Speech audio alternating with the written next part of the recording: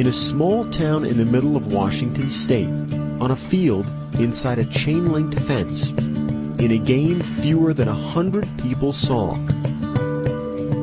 A home run memorable not for the distance it traveled, or the game it decided, but for the meaning it carried.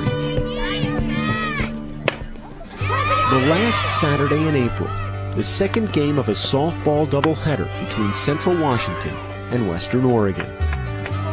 Well, we were both neck and neck fighting for the conference championship. As a senior, this was Sarah Tucholsky's last chance to win a championship. She'd never hit a home run before, not in college, not in her life. A 5'2", I'm not very tall. I'm more a line drive hitter. I don't hit for power. On the second pitch, that changed.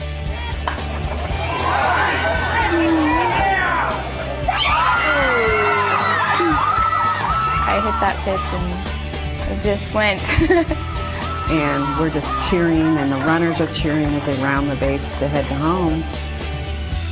And then I'm going, where's Sarah? In her excitement, Tucholsky failed to touch first base, so she quickly turned back. Her pivoting just didn't pivot with her. And I heard her kind of yell, and she just dropped to the ground, and I was like, oh no. Just fell immediately and was in a lot of pain. I tried to keep my legs straight, but I was in so much pain that I couldn't really keep still. Tucholsky, with a torn ACL, crawled back to first base. She was a long way from reaching home plate and keeping her first and only home run. When she got back to first base, she laid there and she hugged on to first base, and then at that time, I was staring at the base and I go, what on earth are we going to do? And I turned the umpire standing right next to me. I said, what is the ruling if I put somebody in for Sarah?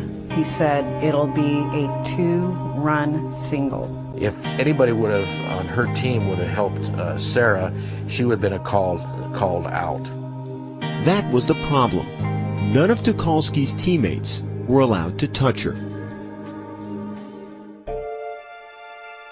That's when Central Washington's Mallory Holtman, a player with more home runs than any other in conference history, a player for the opposing team, spoke up. I went to the home plate umpire and asked if we could pick her up and carry her, and he looked at me a little strange. And the umpire went and said, yes, you can do that. I'm still standing there in shock. I said, thank you so much. We asked her, is it okay if we pick you up and carry you around the bases? And I say yes, and and say thank you. And she says, you hit the ball over the fence, you deserve it. For that reason only, because she deserved it, Holtman and Wallace began to carry the injured Tucholsky, stopping to touch her left foot on each base as the three made their way around the diamond. We actually started laughing because we were just wondering what this would look like to all the people in the stands. When I looked up, I didn't see, giant smiles and screams. I saw emotion and tears and people crying. It's a great moment when someone has character to step up and do the right thing at the right time. It's emotional. You're proud. Be associated with those kids. That's the first home run of the season for number 8, Sarah Tucholsky. The fact is, I made my goal. I hit a home run, and yeah, it's my last at-bat of my career, but I, made my goal, so I'm proud of myself.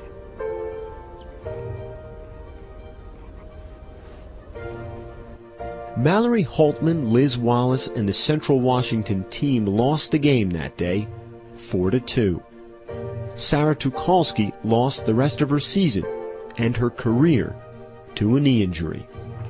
But for the spirit of sportsmanship, a greater victory, made on a long trot around the bases, a trip that truly touched them all.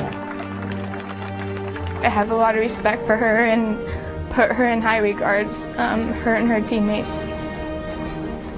And, I can't thank her enough.